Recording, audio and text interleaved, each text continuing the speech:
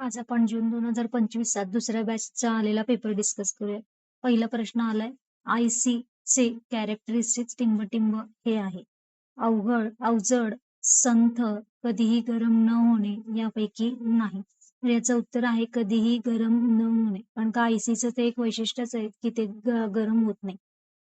पुढचा प्रश्न आहे, आयसी टिंब-टिंब पिढीमध्ये संगणकात वापरला गेला. पहिली पिढी, दुसरी पिढी, तिसरी पिढी, चौथी पिढी.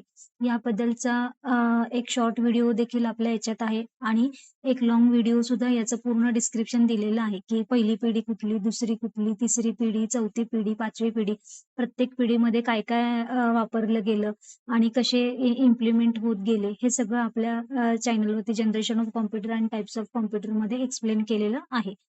तर आयसी हे तिसऱ्या पिढीमध्ये वापर केला गेलाय आयसीचा. आयसी म्हणजे इंटिग्रेटेड सर्किट.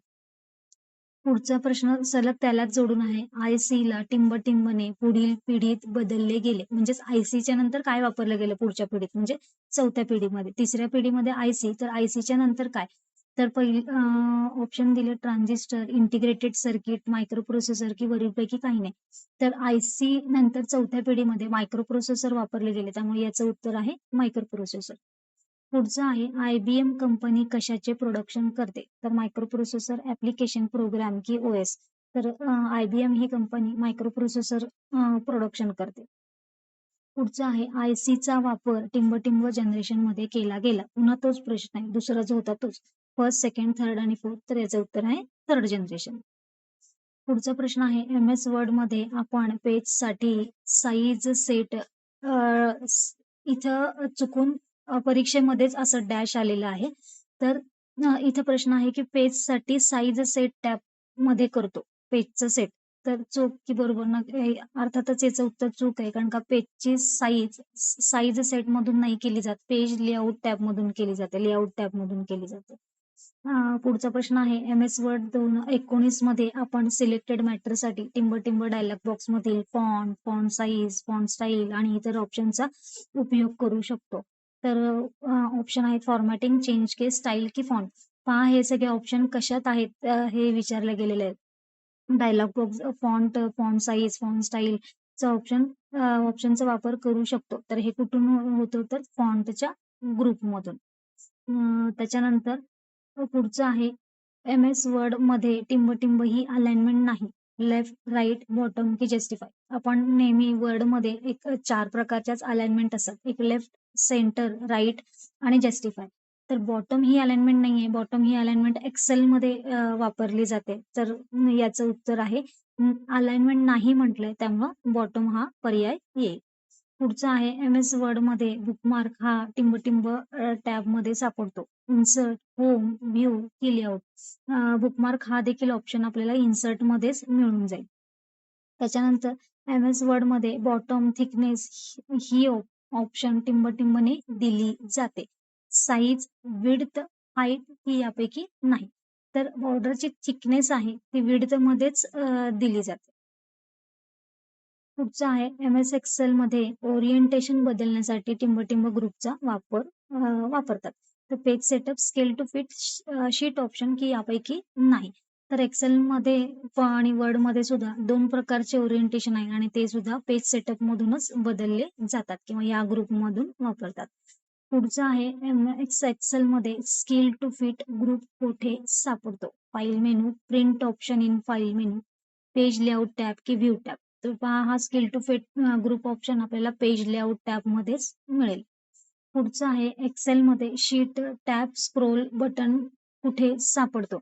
जो स्क्रोल बटन असतो ना, आपण माऊसने स्क्रोल करतो पेज अप पेज डाऊन घ्यायला, तर तसंच वर्ड मध्ये सुद्धा असतो, एक्सेल मध्ये सुद्धा असतो, पॉवर पॉईंट मध्ये सुद्धा असतो. तो स्क्रोल बार कुठे सापडतो म्हटले? लेफ्ट टॉप कॉर्नरला की राईट टॉप कॉर्नरला की बॉटम लेफ्ट कॉर्नरला की बॉटम राईट कॉर्नरला? पहा मी तुम्हाला एक्सेल ओपन करून दाखवते. हे पहा एक्सेल आहे. एक्सेल मध्ये पहा हा स्क्रोल बार आहे, दिसतोय का? खाली आहे, बॉटमला आहे, पण कुठे आहे? लेफ्ट कॉर्नरला आहे. हेच जर तुम्ही वर्ड ओपन केलं तर वर्ड मध्ये स्टेटस बारच्या वरती पूर्ण स्क्रोल बार आहे अवेलेबल. तो काही कोपऱ्यात वगैरे नाहीये. तर तसं एक्सेलला नसतो, कारण का एक्सेल मध्ये जो स्टेटस बार असतो त्याच्यावरती शीटचे टॅब असतात. शीट 1, शीट 2 असे लिहिलेले असतात. मग त्यालाच ऍडजस्टमेंट तो स्क्रोल बार असतो. त्यामुळे याचं उत्तर आहे बॉटम लेफ्ट कॉर्नर. त्यामुळे तिसरा पर्याय योग्य उत्तर आहे. आता पुढचं आहे एक्सेल मध्ये स्पेलिंग चेक टूल हा कोणत्या टॅब मध्ये आहे? डेटा, रिव्ह्यू, व्ह्यू की होम?